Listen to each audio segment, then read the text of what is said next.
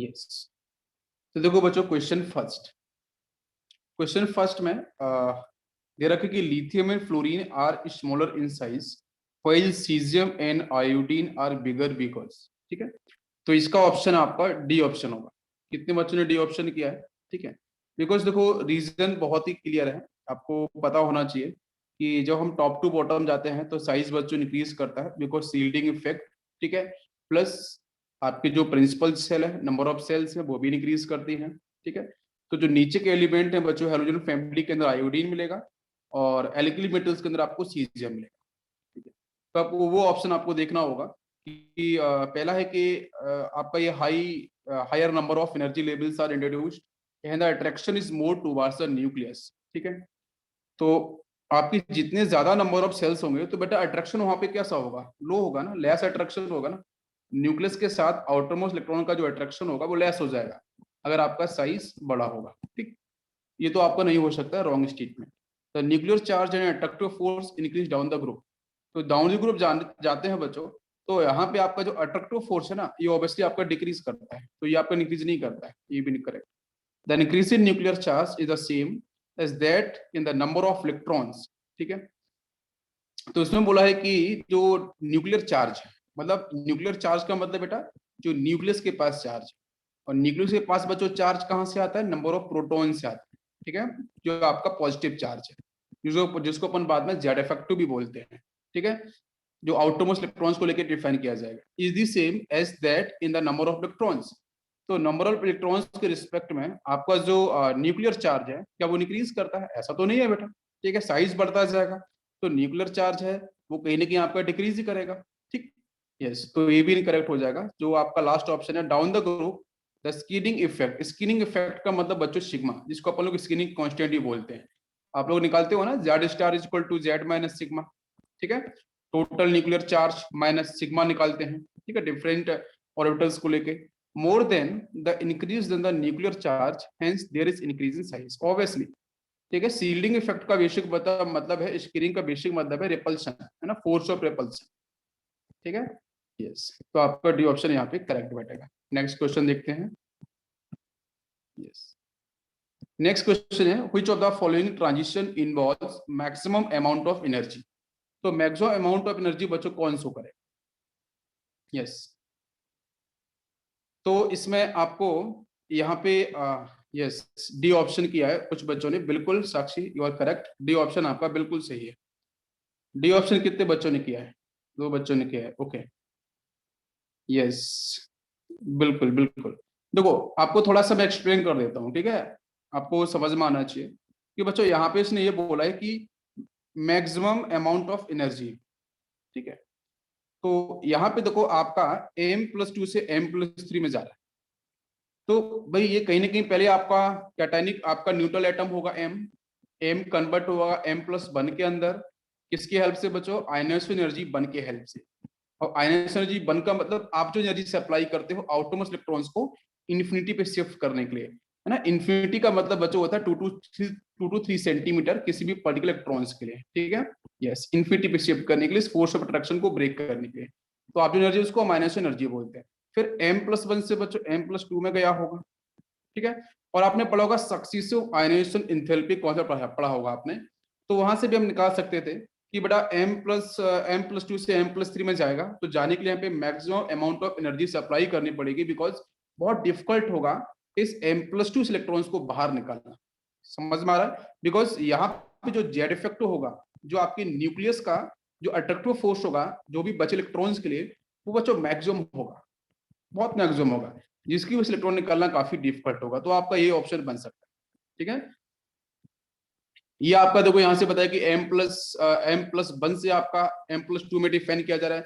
तो ऑब्वियसली बेटा यहाँ पे जो डिफाइन होगा, भाई सक्सेसिव आयनिक एंथैल्पी की बात करते हैं ना, तो आयनिक एनर्जी 3 मैक्सिमम होती है, आयनिक एनर्जी 2 इससे कम होती है, और आयनिक एनर्जी 1 आपकी सबसे कम होती है। ठीक है, तो वो हम सीक्वेंस यहाँ पे लगा सकते हैं। यहाँ पे आयनिक एनर्जी 1 डिफाइन होगा, यहाँ पे आपका आयनिक एनर्जी 1 डिफाइन होगा, यहाँ पे आयनिक एनर्जी आपकी 2 डिफाइन होगी। ये तो बच्चों आपका यहाँ पे अगर देख रहे हो तो m- यहाँ पे एनर्जी क्या होगी बच्चों? रिलीज होगी। आप देख सकते हो यहाँ पे जो एनर्जी होगी वो बेसिकली आपके यहाँ से रिलीज होगी। बात क्लियर हो रही है सभी को? यस, बताओ बच्चों। बिल्कुल, तो आपका सही ऑप्शन कौन सा होगा? D option. ओके, नेक्स्ट हम लोग देखते हैं। नेक्स्ट बच्चों है the ionisation energy 1 and 2 of magnesium are 178 and 348 kilo calorie per mole respectively. इसमें पूछा है what is the energy required in the kilo calorie per mole for the reaction. तो रिएक्शन आपको जो दे रखी है वो मैग्नीशियम से मैग्नीशियम +2 प्लस बच्चों यहाँ पे आपके 2 इलेक्ट्रॉन्स आपको दिख रहे हैं। इसका बेसिक मतलब क्या है कि यहाँ पे ऑक्सीडेशन नंबर 0 है, यहाँ बच्चों ऑक्सीडेशन नंबर आपका +2 है। ठीक है, तो कहीं ना कहीं यहाँ पे आपके 2 इलेक्ट्रॉन्स रिलीज हो रहे हैं। और इसमें प्रोसेस क्या होगा? प्रोसेस बच्चों ये हुआ होगा कि Mg से Mg+1 में गया होगा, फिर Mg+1 से Mg+2 में गया होगा। तो यहाँ बच्चों जो आयनेशन एनर्जी आपकी 1 डिफाइन हुई होगी और यहाँ पे आयनेशन एनर्जी आपकी 2 डिफाइन हुई होगी। तो बेशक मतलब है कि यहाँ पे आपको क्या करना है? एडिशन। तो जो एनर्जीज आपको दे रखी हैं उन एनर्जी का आपको बेसिकली एडिशन करना है और आंसर आपका निकल जाएगा। इसमें से कितने बच्चों ने आंसर किया है? अच्छा बेटा, जो आयनेशन एनर्जी होती है ना, वो आपका कौन सा प्रोसेस होता है? एक्सो एंडोथर्मिक एंडोथर्मिक प्रोसेस। ठीक है, ये भी एंडोथर्मिक प्रोसेस होगा और ऑब्वियसली बेटा ये भी एंडोथर्मिक प्रोसेस होगा। दोनों ही वैल्यू बच्चों पॉजिटिव में होंगी। अगर फर्स्ट के लिए मैं बोलूं इस I1 के लिए, तो यहाँ पे डेल्टा H1 की वैल्यू बच्चों कितनी होगी पॉजिटिव में? +78 जो रखा यूनिट उसको लिख लो किलो कैलोरी पर मोल। इसी तरीके से बच्चों सेकेंड स्टेप, जब Mg+2 से Mg+1 से Mg+2 में गया होगा तो उस केस में डेल्टा H2 डिफाइन होगी, वो भी पॉजिटिव रही होगी। प्लस में आपकी कितनी होगी? 348। सभी को बात क्लियर हो रही है बच्चों? कोई डाउट यहाँ पे? बस फिर उसके बाद हमें कुछ नहीं करना, यहाँ पे हमें सिर्फ ऐड कर देना है। तो डेल्टा H की वैल्यू हमारी फाइनल क्या हो जाएगी? Delta H for the reaction जो आपका यहाँ पे है वो delta H1 plus delta H2 overall enthalpy आपको निकल जाएगी। दोनों पॉजिटिव में है, आप ऐड कर दो, आंसर आपका बन जाएगा। तो इसका बड़ा सही ऑप्शन होगा आपका बी ऑप्शन। कितने बच्चों ने बी ऑप्शन किया था? बहुत बच्चों यूनिट कन्वर्जन को लेके, तो इस पॉजिटिव का मतलब क्या है? एनर्जी रिक्वायर्ड है ना, एनर्जी रिक्वायर्ड, इस पॉजिटिव का मतलब ये है। Next question, which of the following is an endothermic process. ये क्वेश्चन अच्छा था, कितने बच्चों ने किया है इसका आंसर? यस, बी ऑप्शन कितने बच्चों ने किया है? Yes, B option is correct. उसने बच्चों एंडोथर्मिक प्रोसेस बोला है, राइट? तो एंडोथर्मिक में आप यहाँ पे एक बात को समझो कि बेटा इनिशियली मान लो ऑक्सीजन गैस एक एटम है, मैं आपको समझाता हूँ अच्छे से। प्लस बच्चों आपने इलेक्ट्रॉन को ऐड किया, तो ऐड करने के साथ बच्चों क्या बना? O-। ये बात सभी को समझ में आ रही है? उसने बेटा इलेक्ट्रॉनों को एक्सेप्ट किया है। जब बेटा न्यूट्रल एटम जो ऑक्सीजन दे रखा है, जब वो इलेक्ट्रॉन को एक्सेप्ट करेगा तो उस केस में बच्चों यहाँ पे एनर्जी क्या होगी? आपने एफिनिटी पढ़ा होगा, इलेक्ट्रॉन एफिनिटी के बारे में पढ़ा होगा आपने, डेल्टा। आपने इलेक्ट्रॉन गेन एंथैल्पी के बारे में पढ़ा होगा, जो इनका रिलेशन बच्चों प्लस माइनस का कनेक्शन आपका सिर्फ डिफरेंस वहां पे होता है। ठीक है, वैल्यूज आपकी सेम होती हैं। अच्छा, तो यहाँ बच्चों क्या होगा कि जब न्यूट्रल एटम एक इलेक्ट्रॉन को एक्सेप्ट करेगा तो इस केस में बच्चों यहाँ पे एनर्जी क्या होती है? रिलीज होती है। ये बात आपको ध्यान रखनी है, एनर्जी क्या होगी बच्चों? रिलीज होगी। सभी को बात समझ में आ रही है? हाँ, क्यों रिलीज होगी? बिकॉज ऑक्सीजन बच्चों कैसा है? हाईली इलेक्ट्रोनेगेटिव एटम है, तो आराम से इलेक्ट्रॉन को एक्सेप्ट करेगा, उसका वो नेचर, उसकी वो टेंडेंसी है। तो आपको ये बात समझ में आनी कि वो इजीली इलेक्ट्रॉन को एक्सेप्ट करेगा बिकॉज हाईली इलेक्ट्रोनेगेटिव एटम है, उसके पास फोर्स ऑफ अट्रैक्शन मैक्सिमम है। इलेक्ट्रोनेगेटिविटी का मतलब बच्चों होता है फोर्स ऑफ अट्रैक्शन। ठीक है, बिल्कुल, न्यूक्लियस का फोर्स ऑफ अट्रैक्शन मैक्सिमम है, इसलिए वो इलेक्ट्रॉन को एक्सेप्ट करेगा। तो ये जो बच्चों प्रोसेस होगा जहां पे एक्स्ट्रा जो एनर्जी होगी वो आपकी रिलीज हो जाएगी। सभी को बात समझ में आ रही है? क्लियर? अच्छा, तो इसने बच्चों पूछा एंडोथर्मिक, तो पहला तो बच्चों कौन सा एक्सोथर्मिक हो जाएगा? गलत हो जाएगा। सेकेंड देखते हैं। सेकेंड बच्चों बोला गया है कि O-1 जो गैस की फेज में है, फर्दर इलेक्ट्रॉन एक्सेप्ट करेगा तो बच्चों यहाँ से O-2 में कन्वर्ट होगा। तो अब यहाँ देखो O-1 इसने बच्चों एक एक्स्ट्रा इलेक्ट्रॉन को एक्सेप्ट किया है, तो ये जो प्रोसेस होगा वो हो जाएगा एंडोथर्मिक। क्यों? क्योंकि बच्चों जो O-1 है उसके पास जो एक्स्ट्रा इलेक्ट्रॉन आया है, जब आप एक एक्स्ट्रा इलेक्ट्रॉन को इसके साथ लिंक करोगे O-1 के साथ, तो कहीं ना कहीं बच्चों यहाँ पे इंटर इलेक्ट्रॉनिक रिपल्शन होगा। उस रिपल्शन को आपको ओवरकम करने के लिए आपको एक्स्ट्रा एनर्जी सप्लाई करनी पड़ेगी, जिसकी वजह से ये प्रोसेस क्या होगा? एंडोथर्मिक होगा। क्या आपको बात समझ में आ रही है? तो हाई एनर्जी, आपको हाई अमाउंट ऑफ एनर्जी यहाँ पे आपको सप्लाई करनी पड़ेगी। देन यहाँ पे आप नेगेटिव एनाइन, जो नेगेटिव चार्ज स्पीसीज है, O के पास -1 चार्ज है, तब आप यहाँ पे उस इलेक्ट्रॉन को आप ऐड कर सकते हो। ये बात सभी को समझ में आ रही है। नेक्स्ट बेटा थर्ड प्रोसेस भी देख लेते हैं, ये तो एंडोथर्मिक हो जाएगा, करेक्ट है। सी ऑप्शन को हम थोड़ा समझते हैं। सी ऑप्शन में क्या दे रखा है, इसमें है O-2, ये बच्चों कन्वर्ट हो रहा है O-1 के अंदर, और प्लस यहाँ पे आपको मिल रहा है एक एक्स्ट्रा इलेक्ट्रॉन ना, ध्यान से समझने की जरूरत है। देखते हैं तो यहाँ पे जो O-2 से O-1 में जा रहा है, ये प्रोसेस एंडोथर्मिक या फिर एक्सोथर्मिक, कोई बताएगा मुझे। यहाँ से बच्चों क्या इलेक्ट्रॉन्स को रिलीज किया जा रहा है, इलेक्ट्रॉन बाहर जा रहा है, ठीक है। जब इलेक्ट्रॉन बाहर जा रहा है तो ये प्रोसेस कैसा हो जाएगा, एक्सोथर्मिक, बिकॉज बच्चों O-1 तो बेटा यहाँ पे स्टेबल था, वो कन्वर्ट होना चाहेगा। और जब भी बच्चों रिएक्टेंट के कंपैरिजन में प्रोडक्ट की स्टेबिलिटी ज्यादा होती है, प्रोडक्ट की स्टेबिलिटी ज्यादा होती है रिएक्टेंट के कंपैरिजन में, तो वो प्रोसेस बेटा जनरली एक्सोथर्मिक होते हैं। ये बात आपको बिल्कुल ध्यान रखनी है। अगर प्रोडक्ट की स्टेबिलिटी बच्चों मैक्सिमम है एज कंपेयर टू रिएक्टेंट, तो मैक्सिमम केसेस के अंदर बच्चों क्या होता है, प्रोसेस आपका एक्सोथर्मिक होता है। क्लियर, ये प्रोसेस आपका एक्सोथर्मिक। बाकी लास्ट वाला केस तो बच्चों आसान है, क्या कि जो K+1 है, ये बच्चों एल्कली मेटल्स की हम बात कर रहे हैं, इसने बच्चा 1 इलेक्ट्रॉन को एक्सेप्ट किया है और K में कन्वर्ट हुआ है, ये प्रोसेस कैसा होगा बताओ मुझे। यहाँ पे भी एक इलेक्ट्रॉन एक्स्ट्रा ऐड किया जा रहा है, तो एक इलेक्ट्रॉन हम एक्स्ट्रा ऐड करेंगे तो ये भी प्रोसेस कैसा बेटा हो जाएगा, एक्सोथर्मिक। कैसा होगा, एक्सोथर्मिक। क्लियर, बिकॉज वो पोटेशियम आयन है, पॉजिटिव चार्ज स्पीसीज है, इलेक्ट्रॉन को बेटा इजीली एक्सेप्ट करेगा, तो डेफिनेटली बच्चों क्या होगा, एक्सोथर्मिक प्रोसेस। तो आपको समझ में आया होगा, सिर्फ आपका बी ऑप्शन। तो मैंने को सारे के सारे ऑप्शंस एक्सप्लेन किए हैं। नेक्स्ट क्वेश्चन, नेक्स्ट बच्चों है, in which of the following rearrangement the order is not according to property indicate against is. बताओ कौन सा ऑप्शन किया आप लोगों ने।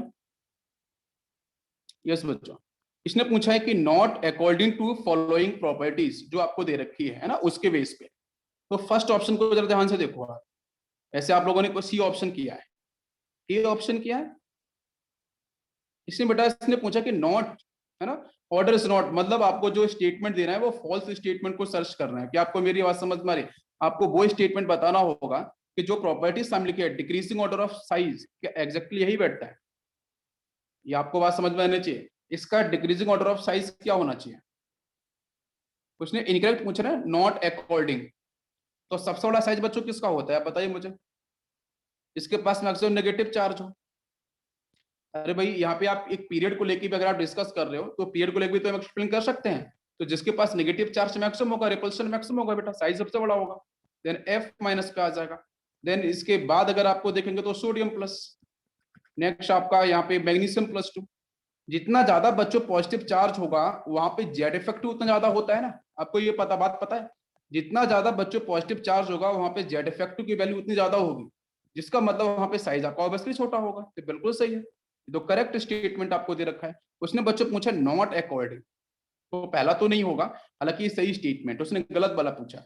नेक्स्ट है इंक्रीजिंग फर्स्ट आयनाइजेशन एनर्जी। क्या बेटा फर्स्ट आयनाइजेशन एनर्जी का सीक्वेंस सही लिखा है, आप देखो, बोरॉन, कार्बन, नाइट्रोजन, ऑक्सीजन। बेटा इलेक्ट्रॉनिक कन्फिग्रेशन एक बात ध्यान रखना, आयनाइजेशन एनर्जी जब भी निकाली जाए सिमिलर एटम्स हो तो बच्चों प्लीज क्या चेक करना है आपको, जो आपको चेक करना होगा चार्ज, ठीक है। चार्ज के बेस पे आपको आयनाइजेशन एनर्जी के बारे में बताना होगा, ठीक है। अच्छा दूसरी बात, अगर बच्चों डिफरेंट एलिमेंट्स दे रखे हैं, या वो आयनिक है, आयंस के फेज में या आयंस के फेज में नहीं है, तो आपको सिर्फ इलेक्ट्रॉनिक कन्फिग्रेशन को चेक करना होगा। बिल्कुल क्लियर कट इसमें कॉन्सेप्ट होता है। अच्छा यहाँ देखते हैं, तो यहाँ बच्चों क्या मिलेगा, ये हो जाएगा NH2NP1 बोरॉन के लिए, ये हो जाएगा आपका NH2NP2 हो जाएगा। नाइट्रोजन के बच्चों बात करेंगे तो ये NH2NP3 हो जाएगा, और इसकी बात करेंगे तो ये NH2NP4 हो जाएगा। आप जरा चेक करके देखो, ये बच्चों हाफ फील्ड है, आप चेक करो नाइट्रोजन, ये हाफ फील्ड इलेक्ट्रॉनिक कॉन्फ़िगरेशन है। क्या आपको मेरी बात समझ में आ रही है सभी बच्चों को, यस। अरे कुछ कोई डाउट रह रहा है किसी बच्चों को, नाइट्रोजन आपका हाफ फील्ड है ना, जब हाफ फील्ड है तो बच्चों ऑब्वियसली किधर शिफ्ट करेगा, एक कदम आगे चला जाएगा ना, फ्रंट पे मूव कर जाएगा। भाई हाफ फील्ड है, हाफ फील्ड का स्टेबल कॉन्फ़िगरेशन है, जब स्टेबल कॉन्फ़िगरेशन इलेक्ट्रॉन को इजीली रिलीज नहीं करेगा, इजीली रिलीज नहीं करेगा तो इसकी आयनाइजेशन एनर्जी की वैल्यू इंक्रीज कर जाएगी। ये बात आपको बिल्कुल ध्यान रखनी पड़ेगी। तो इसका सीक्वेंस क्या होना चाहिए, order of first ionisation enthalpy का, बोरॉन, यस भाई लेफ्ट टू राइट अगर हम जाते हैं तो लेफ्ट टू राइट जाने पे तो आयनाइजेशन एनर्जी की वैल्यू बढ़ती है ना, तो बोरॉन सबसे कम हो जाएगा, देन कार्बन आएगा, और फिर बच्चों ऑक्सीजन आ जाएगा, और सबसे लास्ट में नाइट्रोजन आएगा। क्या सभी को मेरी बात समझ में आ रही है, this is the correct order for the first ionisation enthalpy. Now it is clear. ऐसे बच्चों एस ब्लॉक के अंदर एक अर्थ मेटल भी वो एकदम जंप करता है, बोरोन के फ्रंट पे आ जाता है, ठीक है। यस, इस बात को बिल्कुल सही से ध्यान रखना। तो इसमें सेकंड ऑप्शन को देखते हैं क्या सही लिखा है, increasing order of first ionisation energy, boron, carbon, oxygen, nitrogen. नहीं यार, यहाँ पे मिस्टेक है। और ऑप्शन उसने पूछा कि not according to property against, तो मतलब बी हो सकता है। क्लियर। लास्ट देखते हैं डिक्रीजिंग इलेक्ट्रॉन गेन एंथैल्पी। तो इलेक्ट्रॉन गेन एंथैल्पी का सीक्वेंस सही लिखा है। देखो बेटा, सबसे अधिक किसकी होती है? यस, सबसे अधिक यहाँ पे इलेक्ट्रॉन गेन एंथैल्पी की बात कर रहे हैं, ठीक है। हाँ, इलेक्ट्रॉन गेन एंथैल्पी का ऑर्डर क्या होगा यहाँ पे? भाई गैसेस एटम के लिए डिफाइन करते हैं, मोनोटॉमिक है, सब कुछ ठीक है। और वैसे भी पता है डाउन द ग्रुप जाने पे इलेक्ट्रॉन गेन एंथैल्पी की वैल्यू बच्चों क्या होती है? डिक्रीज होती है। टॉप टू बॉटम अगर हम ट्रेवल करते हैं तो इलेक्ट्रॉन जो गेन एंथैल्पी की जो वैल्यू होती है वो बच्चों डिक्रीज करती है। क्लियर है सभी को? यहाँ तक समझ में आ गया? तो इसका सही आंसर क्या होना चाहिए बताओ बच्चों? सबसे अधिक क्या हो जाएगी भाई? ऑर्डर आप ये लिख सकते हो ना, फ्लोरीन, क्लोरीन की अधिक होगी फ्लोरीन से, बिल्कुल सही। फिर ये ब्रोमीन से अधिक हो जाएगी क्लोरीन की, बिल्कुल सही। और फिर आयोडीन की, ये ऑर्डर बैठना चाहिए, ये ऑर्डर आना चाहिए ना। क्लोरीन की होनी चाहिए सबसे अधिक, ओके, दे रखा है। फिर बच्चों आना चाहिए कौन सा आपका? फ्लोरीन से कम आपका यहाँ पे दे रखा है फ्लोरीन, ब्रोमीन और आपका आयोडीन। तो ये तो आपका सीक्वेंस सही दे रखा है। लास्ट में आपका ये दे रखा है मेटेलिक रेडियस। तो मेटल रेडियस से बेटा क्या करते हैं? डाउन द ग्रुप आते हैं, साइज तो इंक्रीज ही होता है। तो इनकरेक्ट आपको दे रखा है कौन सा? बी ऑप्शन दे रखा है, यहाँ पे मिस्टेक है। यहाँ पे कोई डाउट है किसी बच्चे को? ऑप्शन बी में। ओके ओके, आंसर की में सी दिया था, ओके। ये मिस्टेक हो सकती है आंसर की में, ठीक है। लेकिन बाकी आपका बी ऑप्शन यहाँ पे सही। क्लियर। बी जिन बच्चों ने किया है बिल्कुल सही होगा। नेक्स्ट बच्चों बात करते हैं question number 6। Yes, question number 6 में है the difference between the electronegativities of two atoms. आपको दे रखा है 2.0, कोई आपका यूनिट होता है इलेक्ट्रोनेगेटिविटी का। The percentage ionic character. Yes बच्चों, कितने बच्चों ने किया है इसको? फॉर्मूला है बेटा, सिंपल सा फॉर्मूला लगाना है आपको, ठीक है। यस, क्या होता है परसेंटेज आयोनिक करेक्टर का फॉर्मूला क्या होता है? 16, यहाँ पे इलेक्ट्रोनेगेटिविटी फॉर एटम पी दे रखा है, minus electronegativity of atom Q हो जाएगा, ठीक है। नेक्स्ट यहाँ पे आपका प्लस में 3.5 होगा। और फिर बच्चों यहाँ पे electronegativity of atom P minus electronegativity of atom Q. और आपको यहाँ पे इसका क्या हो जाएगा बेटा? स्क्वायर, ठीक है। ये तो फॉर्मूला होता है बिल्कुल परसेंटेज करेक्टर निकालने के लिए। अब आप यहाँ पे क्या करें बेटा? वैल्यू पुट कर दो जल्दी से। 16 ब्रैकेट में डिफरेंस ऑलरेडी बच्चों 2 दे रखा है, ये डिफरेंस आपको 2 दे रखा है, 2 प्लस 3.5, यहाँ पे 2 का स्क्वायर, ये डिफरेंस ऑलरेडी 2 दे रखा है। इसको सॉल्व कर लो तो यहाँ से आपका आंसर आ जाएगा कितना? 46%। तो 46% कितने बच्चों ने किया? 46% is the right answer, 46%। Next question लेते हैं। नेक्स्ट क्वेश्चन हो जाता है correct order of decreasing electronegativity of the following, ठीक है। बताओ बेटा कौन सा आंसर होना चाहिए? जिसके पास जितना ज्यादा पॉजिटिव चार्ज होगा उसकी इलेक्ट्रोनेगेटिविटी उतनी ज्यादा होती है। क्यों? क्योंकि बच्चों हम जो बात करते हैं ना अट्रैक्टिव फोर्स की, हमेशा हम बात करते हैं इलेक्ट्रोनेगेटिविटी का मतलब ही अट्रैक्शन फोर्स होता है, ठीक है। न्यूक्लियस के द्वारा जो इन्फिनिटी प्रेजेंट इलेक्ट्रॉन्स है उसको अट्रैक्ट करना बेसिकली, ठीक है। तो इलेक्ट्रोनेगेटिविटी का मतलब फोर्स ऑफ अट्रैक्शन, जहाँ प्रोटॉन डोमिनेट करते हैं। तो जहाँ पे जितना छोटा साइज होगा, मतलब जितना ज्यादा पॉजिटिव चार्ज होगा, साइज छोटा होगा, तो कहीं ना कहीं उसकी अट्रैक्शन पावर ज्यादा क्यों होगी? Because proton will dominant. ये बात समझ में आ गई? तो सही ऑप्शन इज बी। ये तो कभी हो ही नहीं सकता ना। क्लियर। सेम इलेक्ट्रोनेगेटिविटी की बात तो हो ही नहीं सकती है। लास्ट बच्चों ये ऑर्डर दे रखा है, ये तो इनकरेक्ट है। हाँ, Fe+2 की Fe से अधिक होगी, बट इसकी थोड़ी नहीं कम हो जाएगी, सबसे अधिक Fe+3 की होगी। तो कितने बच्चों ने ऑप्शन बी किया था? बी ऑप्शन डेफिनेटली करेक्ट है। नेक्स्ट क्वेश्चन लेते हैं हम लोग। यस, कोई डाउट अगर आपको बीच में रह रहा है तो आप लोग प्लीज डिस्कस कर सकते हो, ठीक है। और वैसे भी आप मुझे टेक्स्ट कर सकते हो, कोई कोई भी क्वेश्चन अगर केमिस्ट्री में अगर आपको क्लियर नहीं होता है, आप लोग सॉल्व करते हो, तो जरूर मैं आपकी हेल्प करूंगा, ठीक है। जो भी बच्चे करते हैं मैं जरूर उनको एक्सप्लेन करता हूँ। नेक्स्ट बच्चों क्वेश्चन बहुत ही थ्योरेटिकल क्वेश्चन है। Consider the statement given in the following options regarding the periodic trend of chemical activity of alkali metals and the halogens, which of the following statement give the correct picture, ठीक है। आपको theory बिल्कुल, आपको बिल्कुल अच्छे से theory आनी चाहिए एस ब्लॉक की। इसका सही जो ऑप्शन होगा बच्चों वो होगा D option. D option is correct. इसमें किसी बच्चे को कोई डाउट है? यस, कोई डाउट है इसमें? स्टेटमेंट में पढ़ देता हूं।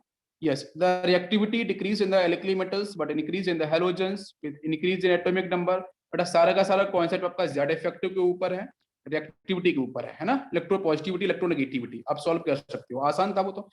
What is the correct order of the acidic strength? बहुत आसान क्वेश्चन है, जल्दी से बताओ कौन सा ऑप्शन किया क्वेश्चन नंबर 9 में, कौन सा ऑप्शन किया आप लोगों ने? आई होप ये option is correct.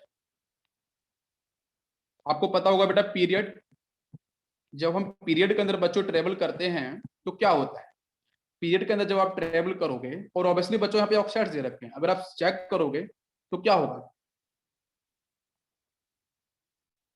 Phosphorus, sulphur and chlorine, ये कौन से पीरियड के बेटा? सेकंड पीरियड के। किस पीरियड के हैं? सेकंड पीरियड के आपको दे रखे हैं। ये थर्ड पीरियड के हैं। Yes, third period. Clear? Okay, तो अब आपको पता है कि बच्चों हम लोग लेफ्ट टू राइट ट्रेवल करते हैं तो कहीं ना कहीं इनकी जो इलेक्ट्रोनेगेटिविटी प्रॉपर्टी वो तो इंक्रीज करती है, ठीक है। लेकिन क्वेश्चन है कि अगर इनके ऑक्साइड्स दे रखे हैं, और जब अगर ऑक्साइड्स दे रखे हो तो बच्चों हम लोग हमेशा किससे कंपेयर करते हैं? ऑक्सीडेशन नंबर से।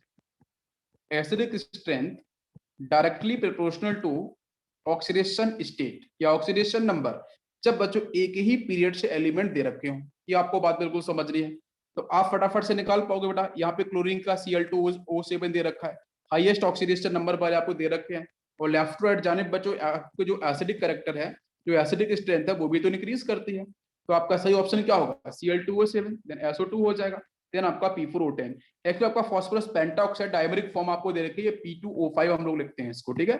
यस, आपको पेंटाऑक्साइड दे रखा है, इसका नाम बच्चों फास्फोरस पेंटाऑक्साइड ही बोलते हैं, है ना, P4O10 को, but it is dimer form of P2O5, ये आपको ध्यान देना है। और डाइमर फॉर्म बेटा कन्वर्ट क्यों होते हैं? Because to maximise the stability, ठीक है। Cl2O7 आपका हाईएस्ट होगा। अगर आपको थोड़ा सा एक्सप्लेन कर देता हूँ, अगर बेटा Cl2O7 को अगर मैं पानी में डिसॉल्व करता हूँ तो क्या होगा? क्या आंसर बनेगा यहाँ से? आप देखो तो 2 हाइड्रोजन है, 2 क्लोरीन बेटा दे रखा है, 7 ऑक्सीजन 1 ऑक्सीजन, वो 8 हो जाएगा। आप यहाँ से 2 कॉमन ले लो, तो 2 कॉमन बेटा बनेगा HClO4। आपको पता है HClO4 मैक्सिमम ऑक्सीडेशन नंबर, तो यहाँ से आप ऑक्सीडेशन नंबर निकाल सकते हो, कोई दिक्कत नहीं है। यहाँ पे ClO4 -1 होगा, और आप निकालोगे तो x + 4 × -2 -8 यहाँ पे हो जाएगा, इज इक्वल टू -1 होगा। इसको इधर लेके जाओगे तो x इज इक्वल टू आपका +7, और +7 एग्जैक्टली ग्रुप नंबर को डिफाइन करेगा, और वो हाईएस्ट ऑक्सीडेशन नंबर होगा। और बच्चों किसी भी पी ब्लॉक के एलिमेंट का अगर ग्रुप नंबर जो है उसका या फिर हाईएस्ट ऑक्सीडेशन नंबर आता है, तो डेफिनेटली बच्चों वो एसिड और वो आपका जो ऑक्साइड होगा वो डेफिनेटली बच्चों आपका मोस्ट एसिडिक होगा। ये बात समझ में आ गई? तो आपका सही ऑप्शन बनेगा ये ऑप्शन इज करेक्ट, ठीक है। बाकी आप चेक कर सकते।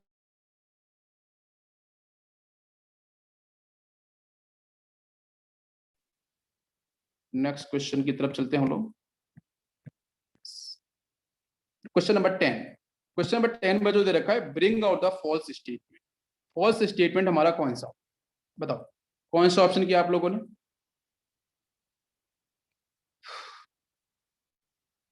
Ca+2 का साइज बच्चों छोटा होगा, ऑब्वियसली छोटा होगा, बिल्कुल सही है। मैक्सिमम चार्ज आपको दिख रहा है, साइज छोटा होगा बिल्कुल। मोर प्रोटॉन्स, प्रोटॉन्स मोर होंगे ना, Ca+2 के पास प्रोटॉन्स मोर, तो जेड इफेक्टिव मोर, अट्रैक्टिव फोर्स मोर, तो साइज तो छोटा ही होगा। सेकंड बच्चों क्या दे रखा है इसमें पूछा गलत कौन सा होगा। Next, element of second periods are known as bridge element, very popular बेटा, ब्रिज एलिमेंट बोलते हैं ना। अगर आपने पढ़ा होगा कि जो पीरियड सेकंड के जो एलिमेंट्स होते हैं वो सिमिलर प्रॉपर्टीज होल्ड करते हैं थर्ड के साथ, बिल्कुल मैच करते हैं ना। तो वहां पे आपको पता है, जो आप एग्जांपल लोगों का लिथियम, लिथियम की प्रॉपर्टी बच्चों किससे मैच करती है? मैग्नीशियम के साथ। बेरिलियम की प्रॉपर्टी बच्चों एल्यूमिनियम से मैच करते हैं, डायगोनली होता है ना। हाँ, उसको हम डिफाइन करते हैं, उसको ब्रिज, हम ब्रिज एलिमेंट के नाम से कॉल करते हैं, तो वो भी सही है, हमें गलत ढूंढना है। Chlorine is the most electronegative atom, बिल्कुल सही। Iodine is the most reactive among halogens, no no बेटा, हैलोजेंस की reactivity always defined on the basis of electronegativity. Halogens की रिएक्टिविटी बेटा कभी भी आप लोग आयनाइजेशन एनर्जी से मत निकाल देना, ये गलत आंसर होता है। जनरली हम लोग इलेक्ट्रोपॉजिटिव एस ब्लॉक के एलिमेंट्स की रिएक्टिविटी बेटा हम लोग आयनाइजेशन एनर्जी से ही निकालते हैं, बट हैलोजन एक ऐसा केस है जिसकी बच्चों रिएक्टिविटी हम कभी भी आयनाइजेशन एनर्जी से नहीं निकालेंगे, हम हमेशा निकालते हैं ऑन द बेसिस ऑफ। यहां तक तो डी ऑप्शन बच्चों यहाँ पे इनकरेक्ट होगा, वही आपका सही ऑप्शन बैठेगा। Next question, which statement is false about the diagonal relationship among first and third period of elements in the periodic table? बताओ कौन सा ऑप्शन किया आप लोगों ने? बताओ बेटा,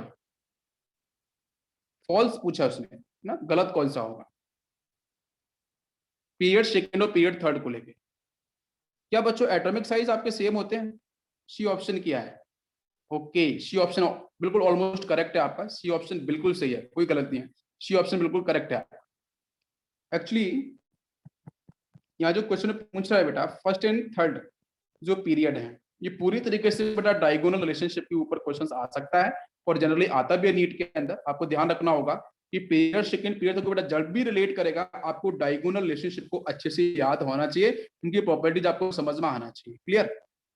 ऐसा क्यों होता है? बिकॉज बच्चों जो आपका size, charge divide by size जो रेशियो होता है, वो दोनों का बराबर होता है, जिसकी वजह से बच्चों क्या होता है, डायगोनल रिलेशन जो होता है वो एग्जिस्ट करता है। ठीक है, समझ में आ रहा है सभी को?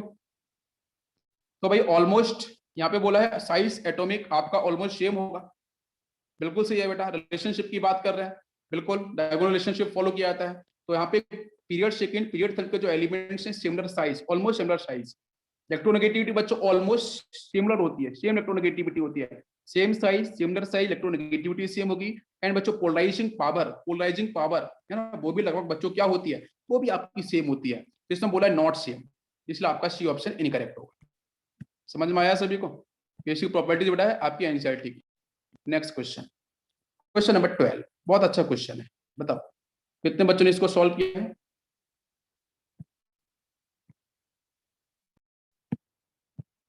यस, नेक्स्ट बच्चों क्वेश्चन है, यहाँ पे किसी बच्चे ने आंसर भी किया इसका। कौन सा ऑप्शन किया आप लोगों ने? सी ऑप्शन किया है, सी ऑप्शन समृद्धि ने किया है। Yes, C option is correct definitely. Sakshi, आपका एक डाउट है कि सर ऑक्साइड से भी चेक कर सकते हैं। ओके, पहले वाले, इसके पहले वाले क्वेश्चन से। ओके ठीक है। तो यहाँ पे आपको जो सही ऑप्शन होगा वो सी ऑप्शन है। ठीक है, बिल्कुल। तो क्वेश्चन बेटा, ये जो क्वेश्चन आपको दिया गया था ये थर्मोकेमिस्ट्री से था। ठीक है, थर्मोकेमिस्ट्री बच्चों डिफरेंट है थर्मोडायनेमिक्स से। ठीक है, थर्मोकेमिस्ट्री के अंदर बच्चों क्वेश्चन कुछ ऐसे आते हैं, बॉन्ड डिस्ट्रीब्यूशन एनर्जी के आते हैं, एटोमाइजेशन एनर्जीज के आते हैं, कुछ इस तरीके से क्वेश्चन आते हैं। तो मैंने दिया बच्चों एक कंपाउंड आपका यहाँ पे है x by X2 and Y2, इनके रेशियोज बच्चों दे रखे हैं डिसोसिएशन एनर्जी के। And change in enthalpy for the formation of X Y is -200 kilo joule per mole, then the bond dissociation energy आपकी X2 की क्या हो। देखो मैं आपको बताता हूँ, कुछ बच्चों ने बहुत अच्छे से सॉल्व किया होगा। तो पहले बच्चों देखो, ये जो आपको X2 का जो फॉर्मेशन है जो हम बात कर रहे हैं, then the bond dissociation energy of X2। Okay, तो पहले तो आपको वो एक रिलेशन पता होना चाहिए यहाँ पे कि X2 और Y2 अगर मैं कंबाइन करूंगा, X2 Y2 अगर मैं बेटा कंपाउंड कंबाइन करूंगा तो XY का फॉर्मेशन होगा। मतलब मैं इसको लिख सकता हूँ half moles of X2 plus half moles of Y2 then formation of XY। कुछ इस तरीके से इसको लिख सकते हैं। भाई फॉर्मेशन ऑफ XY तो डिफाइन करना पड़ेगा ना, मेरी बात समझ में आ रही है? फॉर्मेशन ऑफ XY मैंने डिफाइन कर लिया। अब बच्चों आपको पता है कि जब रिएक्शन में हम रिएक्शन आपको दे रखी है तो डेल्टा एच आर क्या होगा रिएक्शन का, बताओ बेटा? रिएक्शन बैलेंस होनी चाहिए, reaction must be balanced, coefficient का यूज करना पड़ेगा। तो यहाँ बच्चों हम कोफिशिएंट का यूज करते हैं। यहाँ पे समेशन ऑफ बॉन्ड एनर्जी किसकी बच्चों होनी चाहिए, आपके रिएक्टेंट साइड की, minus summation of bond energy for the product. ये बेसिक सा फॉर्मूला होता है। ठीक है, आपका बॉन्ड एनर्जी के बेस पे क्वेश्चन आया है, तो आपका ये बेसिक सा फॉर्मूला है जहां पे आपको स्मॉल एम, यहाँ पे एन ले सकते हो, स्मॉल एम स्मॉल एन, ये आपके कॉफिशिएंट है जो आपको जो रिएक्शन बैलेंस है उसमें आपको देखने को मिलेगा। ठीक है, क्लियर है? इसको मैं ऐसे भी रिप्रेजेंट कर सकता हूँ कि जो एक्स वाई है, X2 है, Y2 है, तो एक्स वाई की बच्चों जो आपका रेशियो डिस्ट्रीब्यूशन एनर्जी का, उसको आप लोग यहाँ पे एक्स मान सकते हो सपोज, दूसरे का है उसको भी एक्स सपोज मान सकते हो, बिकॉज नेक्स्ट का आपको एक्स बाई आप 2 मान सकते हो, 0.5 इंटू एक्स भी मान सकते हो, उस तरीके से भी सॉल्व कर सकते हो, वो भी एक तरीका होता है। ठीक है, यस। तो आप देखो क्वेश्चन बेटा, यहाँ पे जो आपका हीट इंथैल्पी ऑफ फॉर्मेशन दे रखा है उसने एक्स वाई का, तो जब क्वेश्चन में इंथैल्पी ऑफ फॉर्मेशन दे रखा था ना, तभी मैंने इस केमिकल रिएक्शन को लिखा था। ठीक है, ये बात आपको ध्यान रखनी पड़ेगी। इसलिए बच्चों यहाँ पे जो आपका डेल्टा एच आर जो हम बात कर रहे हैं, ये वैल्यू आपकी माइनस में 200 लिखी जाएगी इज इक्वल टू, यहाँ पे आते हैं तो ये बच्चों कितना हो जाएगा, मैंने इसकी एनर्जी को बेटा एक्स माना था, ध्यान दो, जो आपके रिएक्टेंट या आपका रिएक्टेंट साइड में है, तो इसको आपको ऐड करना पड़ेगा। रिएक्टेंट बेटा दो है, एक तो X2 और Y2, दोनों को एनर्जी को ऐड करना पड़ेगा। तो एक एनर्जी X, दूसरी की भी आप, दूसरी की कितनी है, दूसरी की X2 और Y2 दे रखा है ना। X2 की एनर्जी कितनी है बच्चों 1, Y2 की एनर्जी 0.5, उसको मैंने कितना माना था बच्चों, X माना था, तो X डिवाइड बाई कितना हो जाएगा, यहाँ पे 2 दे रखा, तो X/2 हो जाएगा। ठीक है, सेकंड Y2 की बात करेंगे, 0.5 है, उसको मैंने 0.5 इंटू एक्स डिवाइड बाई कितना हो जाएगा, कॉफिशिएंट आपका स्टिल 2 है। इन दो बेटा ये रिएक्टेंट की एनर्जी हो गई है, तो माइनस करेंगे हम लोग एक्स। एक्स बच्चों क्यों, बिकॉज एक्स वाई, नहीं रिएक्टेंट माइनस प्रोडक्ट तो करना पड़ेगा ना, ये बात आपको समझ में आ रही है। यस, अब इसको आप सॉल्व कर लो, तो सॉल्व करेंगे तो यहाँ से एक्स की वैल्यू बेटा आती है -400 डिवाइड बाई 0.5। ठीक है, और इसको अगर आप सॉल्व करोगे तो ये वैल्यू बच्चों यहाँ से आपकी 800 किलो जूल पर मोल। ठीक है, 800 किलो जूल पर मोल समथिंग आपकी एनर्जी जा रही है। तो बॉन्ड डिसोसिएशन जो एनर्जी है बेटा वो 800 किलो जूल पर मोल समथिंग में आपकी डिफाइन की जाएगी। सभी को समझ में आ गया, तो right option is C. Numerical clear हुआ बेटा सभी को? अभी किसी कोई डाउट है इसमें? अच्छा क्वेश्चन था ये डेफिनेटली। इस क्वेश्चन का आंसर बच्चों, अब इस क्वेश्चन में बिल्कुल बेटा थर्मोकेमिस्ट्री से इस तरीके से क्वेश्चंस आते हैं, अगर अच्छे क्वेश्चंस आएंगे तो डेफिनेटली आते हैं। और बच्चों एम्स के जब पेपर हुआ करते थे तो बिल्कुल इस टाइप से क्वेश्चंस आते थे। ठीक है, आपको पता है नंबर ऑफ सीट्स कम होती हैं तो क्वेश्चंस काफी अच्छे आते थे एम्स के अंदर, और क्वेश्चंस वहां से बिल्कुल रिलेट करते हैं, आपकी प्रिपरेशन कंप्लीट होनी चाहिए। जो important concept, the molar heat combustion of C2H2, एसिटिन आपको दे रखी है गैस, एंड ग्रेफाइट का दे रखा है, एंड H2 की तीनों वैल्यूज आपको साथ में दे रखी है। ठीक है, heat of formation of C2H2 पूछा है, तो जिन बच्चों को रिएक्शंस को मेंटेन करना आता है वो आंसर बना लेंगे। कौन सा ऑप्शन किया? ये समृद्धि, बिल्कुल। आप डायरेक्ट भी मैंने आपसे बोला आप एक्स लेके सॉल्व करो तो आसान हो जाता है। ठीक है, और अगर आप डायरेक्ट भी सॉल्व करते हो पहले वाले क्वेश्चन को आप कर सकते हो, सीधा भी कर सकते हो, कोई उसमें दिक्कत नहीं है। बिल्कुल सही आपने, इसलिए मैंने बोला था ऑप्शनल है। आप एक्स लेके सॉल्व करो वो भी एक ऑप्शनल बन जाता है, आप सीधा भी सॉल्व करो। इस क्वेश्चन का सही ऑप्शन होगा आपका B. B option is correct. अच्छा, अब यहाँ पे वैसे क्वेश्चन तो बच्चों कुछ था नहीं है, बिल्कुल डिफिकल्ट नहीं था, बिल्कुल आसान सा क्वेश्चन था। हमें पता होना चाहिए कि मोलर हीट ऑफ कंबशन का मतलब क्या होता है। मोलर हीट ऑफ कंबशन का मतलब क्या है? मोलर हीट ऑफ कंबशन, देखो मोलर का मतलब बेटा 1 मोल से रिलेटेड है, 1 मोल से रिलेटेड समथिंग कुछ इस तरीके से है। ठीक है, तो molar heat of combustion basically is defined as the amount of energy that is released when 1 mole of substance is completely burn. 1 mole of substance को जो हम कंप्लीटली बर्न करते हैं in the presence of oxygen, ठीक है, तो जो बेटा अमाउंट ऑफ एनर्जी रिलीज होती है, बाहर निकलती है, उसको हम बोलते हैं मोलर हीट ऑफ कंबशन। बिल्कुल समझ में आ गया? रिएक्शंस आपको सामने दिख ही रही है, तीनों रिएक्शन का कंबशन करा लो। C2H2 कंबशन कराओ फटाफट से इन the presence of oxygen. Next बच्चों कार्बन जो ग्रेफाइट है उसका भी कंबशन करो। थर्ड है आपका जो H2 है उसका भी कंबशन कराओ, तीनों का कंबशन कराना पड़ेगा, रिएक्शन को बैलेंस करना पड़ेगा। C2H2 का कंबशन कराओ तो यहाँ पे 5/2 O2 की रिक्वायरमेंट पड़ेगी आपको, बैलेंसिंग आपको आनी चाहिए। बैलेंसिंग बच्चों आसान होता है, देखो आपको पता है कि हाइड्रोकार्बन को बंद करते हैं तो बेटा क्या निकलता है, कार्बन डाइऑक्साइड और वाटर मॉलिक्यूल्स निकलता है, बहुत आसान है। यहाँ बच्चों कार्बन कितने हैं, 2 कार्बन है तो 2 का मल्टीप्लाई कर दो। फिर बच्चों बैलेंस करते हैं अपन हाइड्रोजन को, है ना, कितने हाइड्रोजन, तो यहाँ पे 2 हाइड्रोजन ऑलरेडी बैलेंस हो रहा है। लास्ट में बच्चों बैलेंस करते हैं अपन ऑक्सीजन को। ठीक है, तो बस ऑक्सीजन को बैलेंस करने के लिए यहाँ पे क्या होगा, ये आपका 5/2, बिकॉज यहाँ पे कितने होंगे 2 2 जा 4, 4 ऑक्सीजन यहाँ पे बने, यहाँ पे 5 ऑक्सीजन।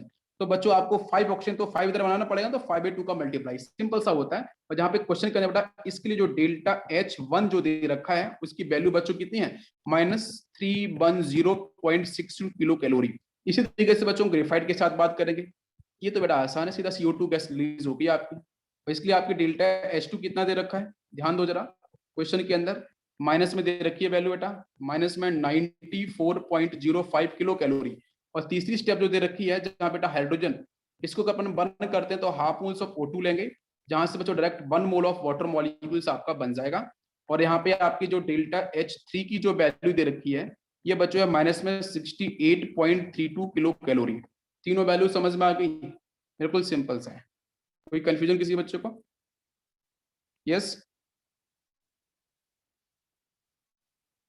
अब बेटा इसने कंबशन के साथ उसने हीट ऑफ फॉर्मेशन की बात करी है कि कंबशन की वैल्यू दे रखी है, हीट ऑफ फॉर्मेशन उसने पूछा है। तो हीट ऑफ फॉर्मेशन क्या होता है? तो heat of formation basically is defined as the amount of energy that is released या absorb, amount of energy release हो या बच्चों आपकी absorb. During the formation of 1 mole of a substance, ठीक है, फ्रॉम दी जो भी आपके गिवन एलिमेंट्स हैं, जो भी आपके गिवन पार्ट होंगे, ठीक है। यस, बिल्कुल समझ में आ गया। इसकी बेटा रिएक्शंस आपको फिर से लिखनी पड़ेगी, ये तीनों स्टेप तो ये हो जाएंगी। फिर आपको वहां पे क्या करना पड़ेगा कि कार्बन के साथ H2 को लिंक करना पड़ेगा, फिर बनाना पड़ेगा आपको C2H2 फॉर्मेशन भी तो डिफाइन करना पड़ेगा। फिर आपको उसके बाद बेटा कार्बन प्लस ऑक्सीजन CO2 आपको बनाना पड़ेगा। फिर उसके बाद बेटा कार्बन प्लस H2 करके फिर यहाँ से आपको जो 5/2 मोल्स ऑफ O2 यूज करना पड़ेगा, जहां से CO2 प्लस वाटर मॉलिक्यूल्स वो सब बनाना पड़ेगा। तो यहाँ पे जो एनर्जीज होंगी तो उनको आपको पहले के से आपको रिलेट करना पड़ेगा। तो फर्स्ट वाले केस में होगी आपकी डेल्टा H, सेकंड वाले बैलेंसिंग करते हैं, सेकंड वाले केस में 2 का मल्टीप्लाई करना पड़ेगा 2 into H2, बिकॉज मुझे रिलेशन निकालना है, ठीक है, कंबेशन के साथ और बच्चों आपका जो हीट ऑफ फॉर्मेशन है उसके साथ। थर्ड केस में क्या होगा, यहाँ पे जो डेल्टा H जो हम रिजल्टेंट निकालेंगे उसकी वैल्यू आएगी आपकी डेल्टा H4 जो प्रीवियस प्लस आपकी डेल्टा H3, कुछ इस तरीके से सारी वैल्यूज आती हैं। और तो क्या करना है, देखो पहले heat of formation, heat of commission define करो, फिर हीट ऑफ फॉर्मेशन को डिफाइन करो, फिर आप रिलेशन बनाओ जिससे आपका लास्ट जो आपका हीट ऑफ फॉर्मेशन जो टोटल है C2H2 का, इसकी वैल्यू निकालने को आ जाए। तो उनके साथ कुछ आपको चेंज करना पड़ेगा ना हीट ऑफ फॉर्मेशन के साथ, तो 2 वैल्यूज आपकी ऐड हो जाती हैं, वो आपको खुद से कॉमन सेंस लगाना पड़ेगा। जब रिएक्शन लिखोगे ना कुछ पार्ट कैंसिल होगा, आपको C2H2 के साथ स्ट्रेट फॉरवर्ड रिएक्शन जो आती है वो एक्शन सिर्फ मिलनी चाहिए, बाकी पार्ट कैंसिल होना चाहिए, सिंपल सा ये मतलब होता है, ठीक है। तो इसका जो सही ऑप्शन होगा वो आपका 54.02 होगा। तो ये कुछ क्वेश्चन था, थोड़ा अच्छा क्वेश्चन था ये। नेक्स्ट बच्चों क्वेश्चन है आपका enthalpy of commission of cyclohexene and cyclohexane है, हेक्सीन है, H2 है, तीनों की वैल्यूज दे रखी है कमीशन की। What will be the heat of hydrogenation of cyclohexane, cyclohexene की हीट ऑफ हाइड्रोजनेशन पूछी गई।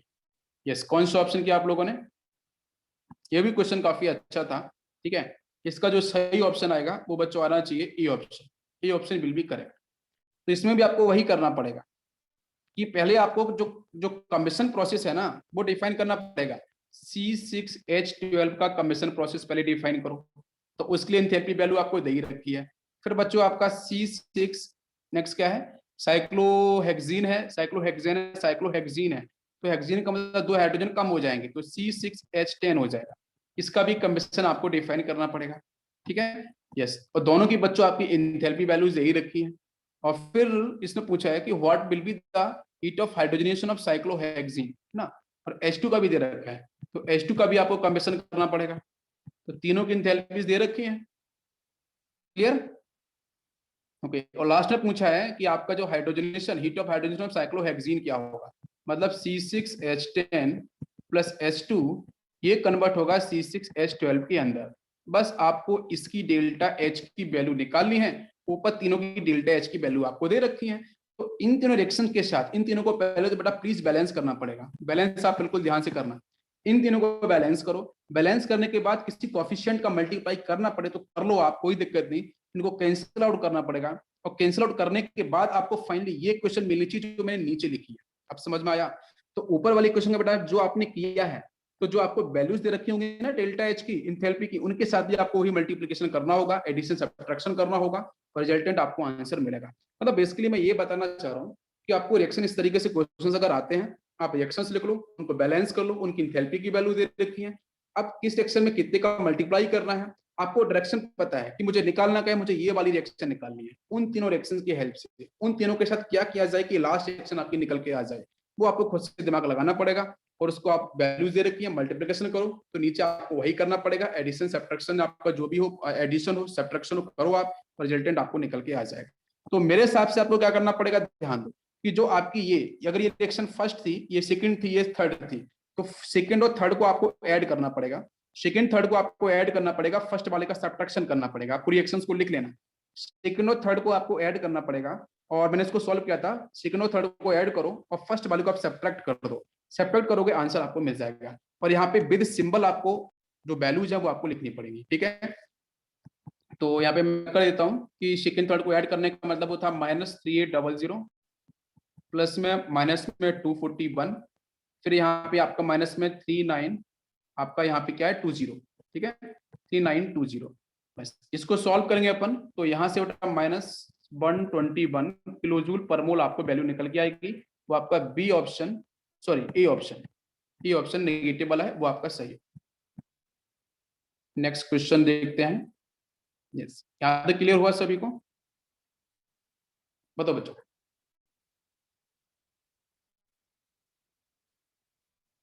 अभी किसी कोई डाउट है यहाँ पे?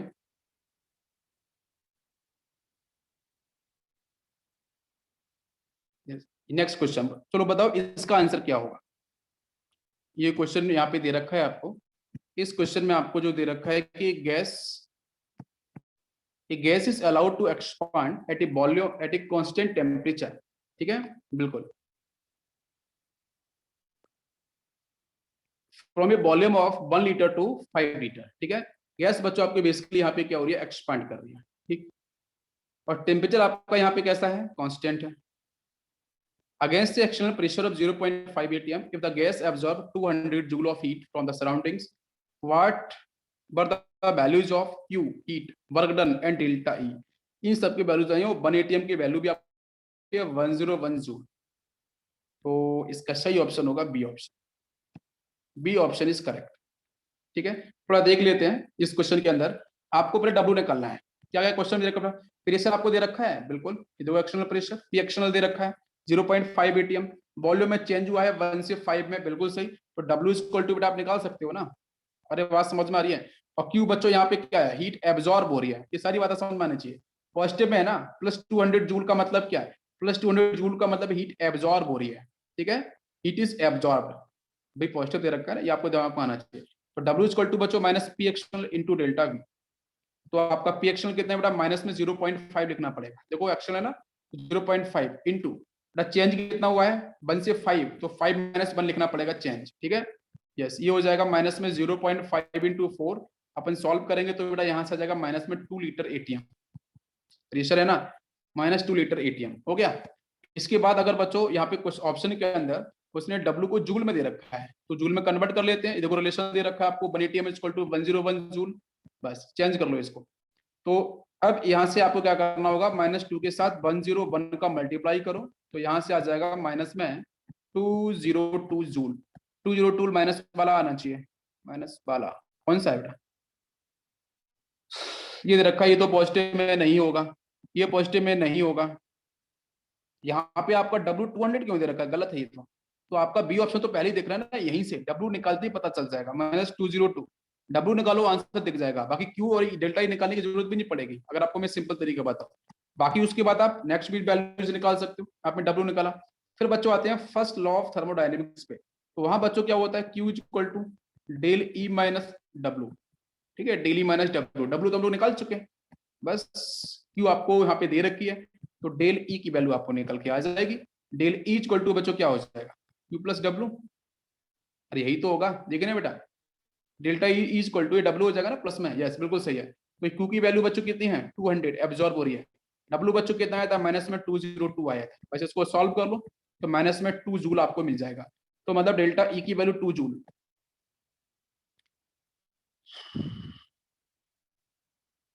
-2 जूल, ये है ना -2 जूल। डब्ल्यू भी हमने मैच किया था, यहाँ पे पॉजिटिव वाला है, cancel cancel cancel, B option is correct. अरे समझ में आया सभी को, बिल्कुल। नेक्स्ट क्वेश्चन, क्वेश्चन बच्चों, two system P and Q shows the following observations. P absorb कर रहा है 15 kilojoule of heat and does work equivalent to 5 kilojoule, whereas Q has 5 kilojoule of work done on it and gives out 15 kilojoule of heat. The change in internal energy of the system. बताओ कौन सा option किया है इसका? ये भी question आसान था, बी ऑप्शन किया है। B option definitely it is correct, B option बिल्कुल सही है। आप बेटा सॉल्व कर सकते हो, delta U is equal to Q plus W. ठीक है, हाँ बिल्कुल, इससे फॉलो करो, आंसर आपका बनेगा। क्यू, क्यू की वैल्यू बच्चों कितनी दे रखी है, 15 किलोजूल एब्जॉर्ब हो रही है, मतलब क्यू की वैल्यू पॉजिटिव में है, पॉजिटिव में। ठीक है, 15 किलोजूल पॉजिटिव मिल जाएगी, हीट एब्जॉर्ब हो रही है ना, तो आपकी पॉजिटिव में रहेगी। डब्ल्यू बच्चों वर्क डन कितना हो रहा है, 5 किलोजूल, तो यहाँ पे क्या लिखा है, 15 किलोजूल हीट एब्जॉर्ब हुई and does work equivalent to 5 kilojoule. तो आप मुझे बताओ, work done by this system, work done on this system, क्या हो रहा है? Sign convention always most important, यहाँ पे बताओ जल्दी से। Work done by this system always negative. ठीक है, आपको पता है work done by this system always negative, लेकिन heat absorb by the system always positive. तो work done by this system में बच्चों ये जिसकी वजह से इसकी जो W की वैल्यू होगी वो क्या हो जाएगी, वो माइनस में 5 किलो जूल हो जाएगी। ये आपको ध्यान रखना पड़ेगा। तो इसको डेल्टा यू यहाँ से निकल जाएगा, 10 किलो जूल निकल के आ जाएगा। आ गया 10 किलो जूल। अरे समझ में आ रहा है बच्चों, क्लियर?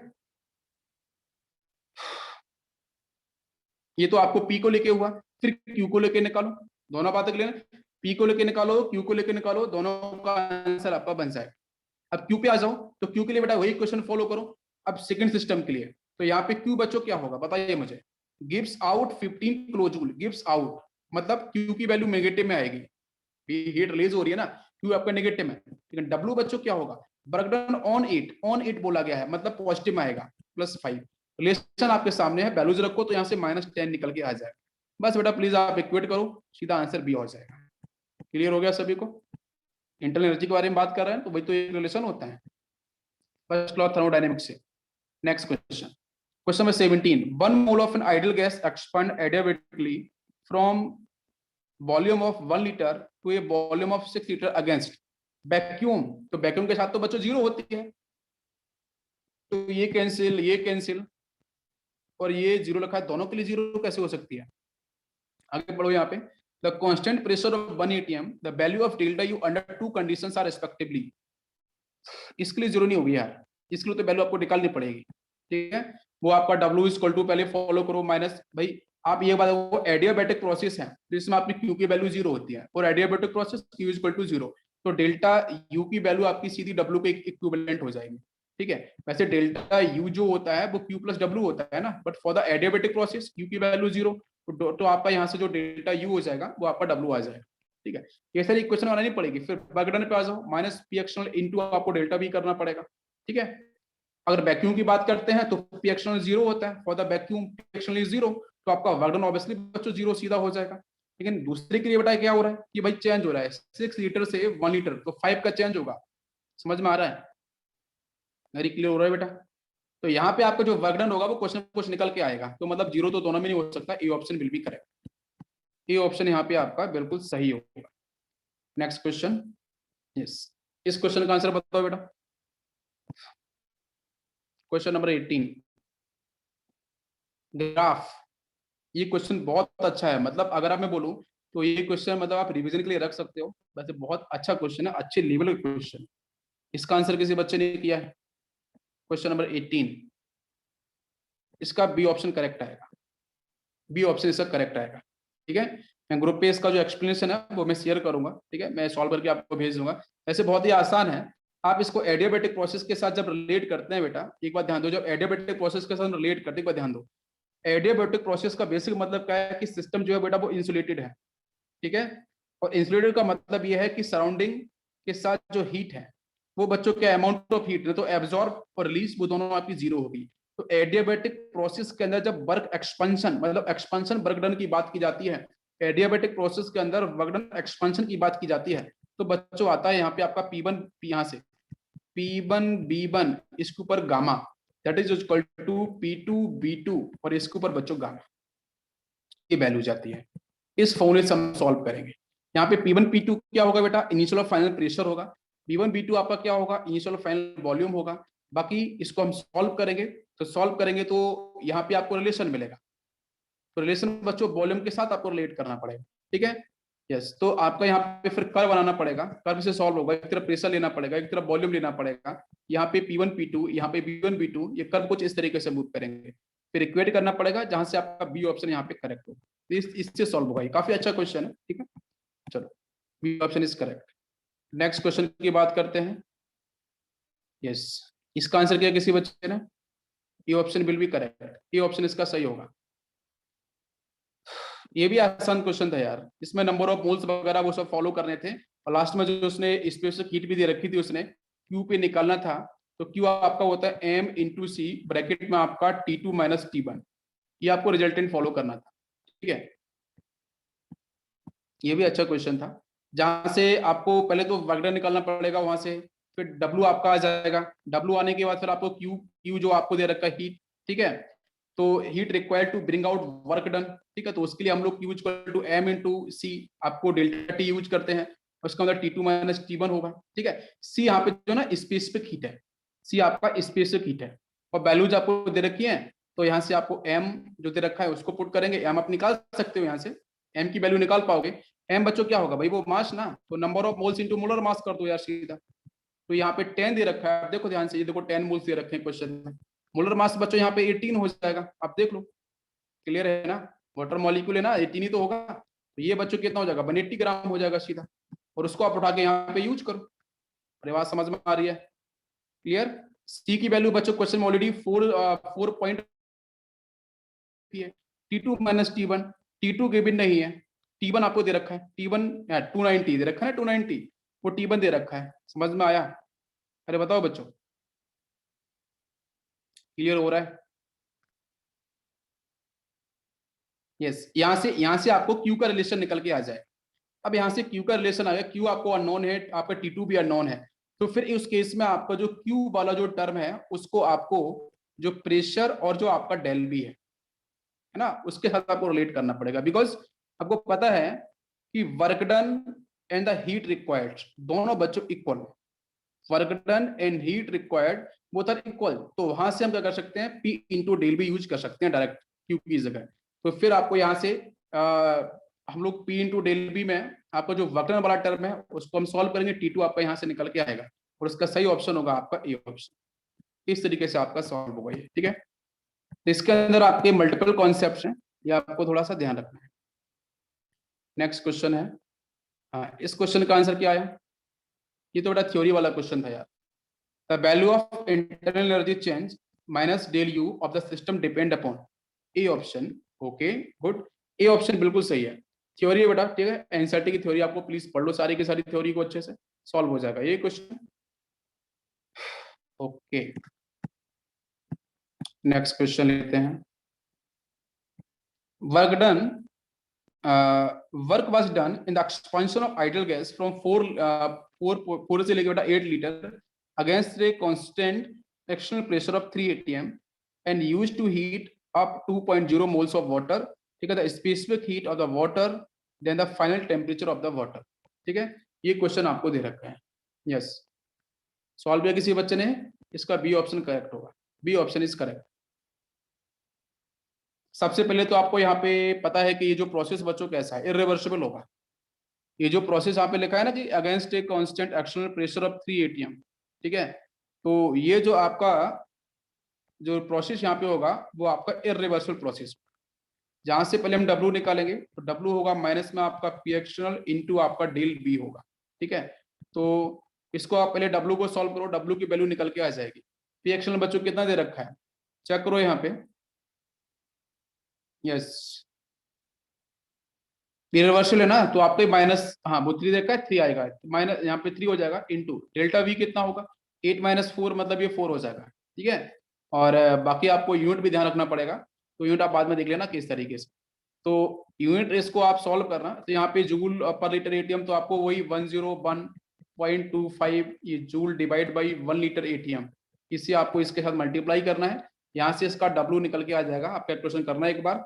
फिर यहाँ से आपको नंबर ऑफ मोल्स भी निकालने पड़ेंगे, नंबर ऑफ मोल्स वही आपका गिवन ग्राम डिवाइड बाई आपका जो मॉलिक्यूलर मास होगा, तो यहाँ से m की वैल्यू निकल के आ जाएगी। फिर बच्चों वहां से हम निकालेंगे Q, वही पूरा प्रोसेस है, तो Q इज इक्वल टू क्या होता है m, यहाँ से आपका C, और C के बाद बच्चों आपका डेल T, ठीक है। C आपकी स्पेसिफिक हीट है, डेल T आपका जो चेंज इन टेम्परेचर है वो है, ठीक है। इसको हम, इसमें आपकी जो भी वैल्यूज आएंगी सारी वैल्यूज आप पुट करो, तो क्वेश्चन के अंदर बच्चों आपको यहाँ पे यस क्यू आपको दे रखा है क्या, एक बार चेक करते हैं। क्यू क्वेश्चन में नहीं दे रखा है, तो क्यू आपको निकालना पड़ेगा ना, ओके क्यू यहाँ से आपको निकालना पड़ेगा, और क्यू अगर नहीं पता तो क्यू आप वो जो रिलेशन मैंने बताया था कि P इंटू, मैंने बताया था ना कि P into P external into del V का जो रिलेशन आया था ना, वो क्यू के इक्विवेलेंट होता है इस टर्म में, तो आपको सीधा क्यू की वैल्यू को ना इसकी वैल्यू रख दो आप, तो यहाँ से निकालोगे ना तो डब्ल्यू यहाँ पे आप सीधा रख दो, मल्टीप्लिकेशन जो टर्म निकल के आएगा W आपका सीधा यहाँ पे रख दो, बाकी M और डेल्टा T में आपका T2 निकल के फिर आ जाए, ठीक है। इस तरीके से क्वेश्चन आपका सॉल्व होगा। यस यहाँ तक क्लियर हुआ सभी को। नेक्स्ट क्वेश्चन है आपका, if entropy change of surroundings is 11.3 joule per kelvin and the entropy change for the system is 10 joule per kelvin, determine the entropy of universe at 300 kelvin, also predict whether the process is spontaneous और not. बताओ बच्चों, कितने बच्चों ने इसको solve किया है? बेटा क्वेश्चन बहुत आसान था, इजी क्वेश्चन था। आपको पता है यहाँ पे second law of thermodynamics follow हो रहा है, ठीक है। जहां पे हम लोग एंट्रोपी ऑफ यूनिवर्स की बात करते हैं तो delta S system plus delta S surrounding होता है, ठीक है। सराउंडिंग एंट्रोपी प्लस आपकी सिस्टम की एंट्रोपी, दोनों को ऐड करो, यूनिवर्स की एंट्रोपी डिफाइन होगी, ठीक है। बाकी वैल्यूज आपको यहाँ सब्स्टिट्यूट कर रही है। तो entropy of universe is equal to system की बच्चों कितनी दे रखी है, देखो सिस्टम की ये 10 दे रखी है, 10 आ जाएगा प्लस विद यूनिट, यूनिट का इंपॉर्टेंस बहुत ज्यादा है। और फिर बच्चों यहाँ पे क्या होगा 11.3 सराउंडिंग्स की है, इसको सॉल्व करो 21.3 है ना जूल पर केल्विन, ये हो जाएगा क्लियर। तो 21.3 आना चाहिए। 21.3 कहाँ पे दे रखा है, एक ही ऑप्शन दे रखा है यार, कौन सा ऑप्शन है, ए ऑप्शन दे रखा है। बट प्रोसेस स्पॉन्टेनियस कैसे डिसाइड किया जाए?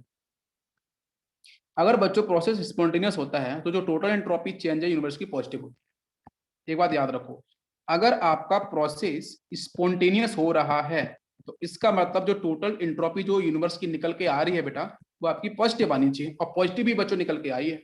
इसका मतलब यहाँ पे जो साइन होगा एंट्रोपी का दैट विल डिसाइड, यूनिवर्स की एंट्रोपी बच्चों पॉजिटिव आ गई तो प्रोसेस अनडाउटली आपका स्पॉन्टेनियस ही होगा, तो A option will be correct.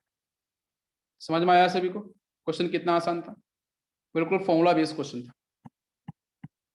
Okay, next question लेते हैं हम लोग। नेक्स्ट बच्चों question number 23, consider delta S की वैल्यू आपको दे रखी है, यस। बताओ बच्चों, सॉल्व करो इसको। ए ऑप्शन किया है, ए ऑप्शन बिल्कुल सही है। कैसे सॉल्व किया जाएगा, डेल्टा एस तो पहले दे रखा है उसने, डेल्टा एच भी दे रखा है बेटा और रिएक्शन दे रखी है, तो कैसे निकाला जाएगा डेल्टा एच और डेल्टा एस का रिलेशन।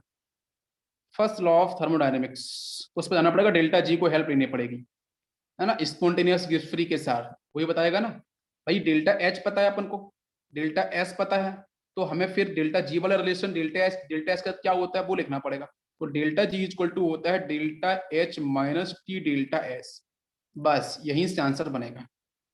बस आपने लाइन पकड़ ली, बस यहीं से बनेगा। तो फिर हाँ बिल्कुल, तो हम डेल्टा एस ऑलरेडी क्वेश्चन में दे रखा है बेटा, नेगेटिव में है। डेल्टा एच कैसा, ये भी नेगेटिव में दे रखा है, भाई दोनों वैल्यू तो नेगेटिव में दे रखी है ना, बात समझ में आ रही है? ओके, अब यहाँ पे हम जब बात करेंगे तो डेल्टा एच की वैल्यू कितनी है, माइनस में 57.2, फिर माइनस टी, टी यहाँ पे कितना है, टी के बारे में कुछ आइडिया है बिल्कुल 298 केल्विन, इनटू बेटा मल्टीप्लाई करो कितने का, वैल्यू कितनी दे रखी है, डेल्टा एस क्या है, डेल्टा एस आपको दे रखा है कितना 175 ना, माइनस में 175.6, यूनिट का कोई चेंज तो नहीं हो रहा है, यूनिट गड़बड़ कर रहा है बेटा, देखो बेटा यहाँ पे ना जूल पर केल्विन आपको ऊपर दे रखा है और नीचे क्या दे रखा है डेल्टा एच, अच्छा यहाँ पे किलो जूल के साथ दे रखा है, तो यूनिट्स आपको सेम करनी पड़ेगी, ये आपको किलो जूल में लिखना पड़ेगा। तो 175 वाली जो वैल्यूज की बात करें ना, इसको किलो जूल पर केल्विन पर मोल में लिखना पड़ेगा, तो यूनिट का ध्यान रखना पड़ेगा। और इसको हम सॉल्व करेंगे तो यहाँ से डेल्टा जी की वैल्यू निकल के आएगी, और डेल्टा जी बेटा यहाँ पे नेगेटिव निकल के आएगा, वो नेगेटिव डिफाइन करेगा, बिल्कुल प्रोसेस विल बी स्पॉन्टेनियस, तो A option will be correct. Options के जो है ना वो जो आपके कन्वर्जन यूनिट्स हैं उनको ध्यान रखना पड़ेगा, इंपॉर्टेंट पॉइंट होगा, ठीक है। चलो नेक्स्ट क्वेश्चन, नेक्स्ट क्वेश्चन बेटा मोलर हीट कैपेसिटी सीपीसीबी इसके साथ आपको दे रखा है। कौन सा ऑप्शन किया आप लोगों ने, ए ऑप्शन, ए ऑप्शन यहाँ पे करेक्ट होगा, ए ऑप्शन करेगा, बिकॉज देखो बच्चों ध्यान दो, यहाँ पे मोलर हीट कैपेसिटी दे रखी है, ठीक है। तो molar heat capacity of D C due to O करके थोड़ा एक मतलब एक अच्छा क्वेश्चन है, बिल्कुल आप मतलब थोड़ा सा ये क्वेश्चन ऊपर लेवल का था डेफिनेटली, ऐसे अगर कुछ बच्चों ने किया तो बहुत सही किया है, वैसे इसकी से प्रैक्टिस के लिए क्वेश्चन था। तो यहाँ पे आपका एक रिलेशन रहा change in entropy delta S और आपका जो मोलर हीट कैपेसिटी जिसको अपन सीपी बोलते हैं, सीपी है ना मोलर हीट कैपेसिटी, उसका रिलेशन बेटा क्या होता है, डेल्टा एस इक्वल टू होता है स्मॉल एन इंटू सीपी, यहाँ पे नेचुरल लॉग लेते हैं और T2 माइनस T1 डेरिवेशन कराते हैं, उसके बेस पे लास्ट में रिजल्ट निकल के आता है, इस रिजल्ट के बेस पे, ठीक है। और फिर यहाँ पे हम डेल्टा एस निकालेंगे तो डेल्टा एस इक्वल टू यहाँ से हो जाएगा 2.0 303 इंटू एन, और भाई ln है ना, उसको लॉग में चेंज करना पड़ेगा ना, तो 2.3 को मल्टीप्लाई कर लो आप सीधा, ये आपका Cp हो जाएगा, यहाँ से लॉग हो जाएगा, फिर आपका T2 माइनस T1 हो जाएगा। ठीक है, एन यहाँ पे बच्चों नंबर ऑफ मोल्स है। ठीक है, T2 आपका यहाँ पे फाइनल आपका टेम्परेचर होगा, T1 आपका क्या होगा, इनिशियल टेम्परेचर होगा। आप small N number of moles को निकाल सकते हो बच्चों किस तरीके से, कि भाई small M divide by capital है। ठीक है, मोलर मास यहाँ से सॉल्व कर लेना, 32 डिवाइड 32, ये 1 मोल आ जाएगा यहाँ पे, है ना, 1 मोल आ जाएगा। फिर बस सीधी सीधी वैल्यू पुट कर दो, आंसर सीधा मिलेगा आपको। तो वैल्यू पुट करने में कोई दिक्कत नहीं होनी चाहिए बेटा। 2.303 नंबर ऑफ मोल्स 1 आ गया, इंटू 10 कैलोरी में जाना पड़ेगा, इंटू यहाँ पे लॉग लेना पड़ेगा, ऊपर आपका 100 डिवाइड बाई नीचे आपका 1000 केल्विन। तो सिंपल इसको सॉल्व करो, आंसर आपको मिल जाएगा। सभी को समझ में आ रहा है? नेगेटिव में आंसर आएगा, देख लो 1000 नीचे दे रखा है ना, नेगेटिव में आंसर, चेंज इन एंट्रोपी आपके नेगेटिव में आएगी। तो आपका ऑप्शन कौन सा होगा, बताओ बच्चों? A option. ये भी फॉर्मूला बेस्ड क्वेश्चन था, वो थोड़ा अच्छा क्वेश्चन था, बिल्कुल। नेक्स्ट क्वेश्चन है, when the entropy, when the enthalpy of entropy change for the chemical reaction दे रखा है, फिर पूछा है इसने कि प्रोसेस कैसा होगा। बहुत और क्वेश्चन ऐसे आते हैं, ये भी आपका स्पॉन्टेनियस ही होगा। This process also spontaneous, delta G के बेस पे सॉल्व होगा। बेटा प्लीज फॉर्मूला को आप याद करो अच्छे से, लिख लिख के प्रैक्टिस करो, और क्वेश्चन को हम कैसे रिलेट करते हैं गिवन डाटा के साथ, तो उस फॉर्मूले को वो भी थोड़ा सा प्रैक्टिस करो अच्छे से, कोई दिक्कत नहीं होगी। डेल्टा जी गिब्स एनर्जी है, डेल्टा एच आपका चेंज इन एंथैल्पी है, डेल्टा एस आपका चेंज इन एंट्रोपी है, टी आपका टेम्परेचर इन केल्विन होना चाहिए। डेल्टा एस की वैल्यू क्वेश्चन में अगर गिवन है तो आपकी 7.4 कैलोरी, आपको ये वैल्यू ऑलरेडी गिवन है, जिसको अगर हम केल्विन में चेंज करते हैं तो क्या हो जाएगा, ये बताओगे 7.4 केल्विन कैलोरी पर केल्विन हो जाएगा। वैल्यूज को सीधा पुट करो, गिवन फॉर्मूला है, तो यहाँ से माइनस में 2.5 इंटू 10 की पावर 3 हो जाएगा, और माइनस में आपका टी 298 हो जाएगा, माइनस लगाना पड़ेगा, माइनस 298 इंटू 7.4। ठीक है, बस इसको सॉल्व करो, यहाँ से आपको आंसर मिल जाएगा। वो नेगेटिव में वैल्यू निकल गई डेल्टा जी, तो टिक कर दो बेटा, A option will be correct, spontaneous. Next question है, 1 mole of ice is converted into water at 273 Kelvin. The entropies of water, ठीक है, एंड सॉलिड, और आपका यहाँ पे दे रखा है लिक्विड, उसकी दोनों की वैल्यूज गिवन है। The enthalpy change of convergence, ठीक है, क्या होगा बताओ, कौन सा ऑप्शन किया है? बी ऑप्शन इज करेक्ट, इसका बी ऑप्शन सही है, बिल्कुल दीप्ति, यस संबंधी, बिल्कुल बेटा सही है, B option will be correct. थोड़ा देख लो आप लोग, 1 mole of ice is convert into water at 273 Kelvin, 273 पे ही होगा 1 मोल ऑफ आइस। तो रिएक्शन आपको पता है रिवर्सिबल होगी, वाटर मॉलिक्यूल ये आपका सॉलिड है, आइस है, यहाँ से वाटर मॉलिक्यूल आपका ये लिक्विड है। ठीक है, जहाँ पे आपको जो एस एंट्रोपी ऑफ जो आइस होगी सॉलिड, उसकी बच्चों कितनी है, क्वेश्चन में गिवन है 38.20, और इसकी बच्चों गिवन है 60.01 वाटर मॉलिक्यूल्स की। ठीक है, तो आप डेल्टा जी वाले क्वेश्चन को फॉलो कर सकते हो, लेकिन इक्विलिब्रियम के अंदर डेल्टा जी की वैल्यू 0 भी होती है, ये भी ध्यान रखना भाई, रिलेशन तो वही है ना, delta G equal to delta H minus T delta H minus T delta S at equilibrium, because बच्चों यहाँ पे इक्विलिब्रियम मिलेगा, है ना, जब आइस से आपका वाटर मॉलिक्यूल्स कन्वर्ट होगा लिक्विड, तो डेल्टा जी की वैल्यू बच्चों एट इक्विलिब्रियम 0 हो जाती है, आपको पता होनी चाहिए, सिंपल इलेक्ट्रोकेमिस्ट्री में पढ़ते हैं इसको हम लोग। ठीक है, यस, तो डेल्टा एच इक्वल टू हो जाएगा टी डेल्टा एस, बस टी और डेल्टा एस आपको पता है, वैल्यूज पुट करो, आंसर आपको मिल जाएगा। ठीक है, टी बच्चों कितना है 273, डेल्टा एस की वैल्यू कितनी उठा निकलना पड़ेगा ना, 60, सबसे बड़ी वैल्यू 60.01 माइनस 38.02, उसको माइनस कर देना और इसका मल्टीप्लाई करना, आंसर मिल जाएगा। तो B option will be correct. Yes, next question देखो, न्यूमेरिकल पे ज्यादा मैं फोकस इसलिए कर रहा हूँ बिकॉज बायोलॉजी के बहुत सारे बच्चे ऐसे होते हैं जो न्यूमेरिकल से डरते हैं, वो पीछे भागते हैं न्यूमेरिकल देखते ही, लगता है ये क्या आ गया भाई, न्यूमेरिकल से डरना नहीं है, न्यूमेरिकल को आराम से करो, आराम से सॉल्व हो जाएगा। ठीक है, ओके, इसका कौन सा आंसर किया क्वेश्चन नंबर 27 का? अच्छा क्वेश्चन है, D option, D option will be correct, बिल्कुल सिंपल सा क्वेश्चन है, होना चाहिए वैसे सॉल्व, ये भी आसान सा क्वेश्चन है। According to third law of thermodynamics, entropy of perfect crystals it 0 kelvin for, because बच्चों यहाँ पे हमेशा सिस्टम आपका एक ही कंडीशन में बना रहता है, मतलब माइक्रो स्टेट के अंदर। System exist only one micro state. ये आंसर आपका यहाँ पे सही बैठेगा, बी ऑप्शन इज करेक्ट। जैसा है वैसा बना रहेगा, जिसको हम लोग सॉलिड स्टेट के अंदर भी पढ़ते हैं ना, सॉलिड स्टेट के अंदर भी हम डिफाइन करते हैं, बिकॉज जब पढ़ते हैं ना उसके अंदर डिफेक्ट पढ़ते हैं, इम्परफेक्शन, तो वहाँ पे बताते हैं कि 0 केल्विन पे कोई भी चेंज नहीं होता है। मैक्रो स्टेट का मतलब है कि बेटा जो जो एटम जिस फेज में उसी फेज में बना रहेगा, उसमें कोई भी चेंज नहीं आएगा। मतलब उसका जो कंपोजिशन है वो उसी कंपोजिशन में रहेगा, उसमें कोई भी चेंज नहीं आने वाला। ठीक है, इसका मतलब ये है। तो 0 केल्विन पे कोई भी 0 केल्विन पे कोई भी इम्परफेक्शन नहीं होता है सॉलिड्स के अंदर, चाहे वो आयोनिक हो चाहे वो मेटेलिक सॉलिड्स हो, कोई भी उसके अंदर डिफेक्ट क्रिएट नहीं होगा। शॉर्ट की डिफेक्ट पढ़ते हैं, फ्रैंकल पढ़ते हैं, और भी डिफरेंट आपके पढ़ते हैं, कोई भी डिफेक्ट देखने को नहीं मिलता है। जैसे अपन टेम्परेचर बढ़ाते हैं, जैसे अपन वाइब्रेशंस बढ़ाते हैं, तो उसके साथ मॉलिक्यूल्स के एटम्स में कुछ ना कुछ चेंज आता है। भाई मॉलिक्यूल्स की जो पोटेंशियल एनर्जी है कन्वर्ट इनटू काइनेटिक एनर्जी, इसकी वजह से बेटा एटम क्या करेंगे, अपनी पोजीशन को चेंज करेंगे, जिसकी वजह से बहुत सारे डिफेक्ट आपके क्रिएट होते हैं, वो आप लोग पढ़ते हो। ठीक है, सॉलिड स्टेट के अंदर। नेक्स्ट है आपका which of the following statement, which of the wrong statement पूछा है। रॉन्ग स्टेटमेंट कौन सा होगा बताओ भाई।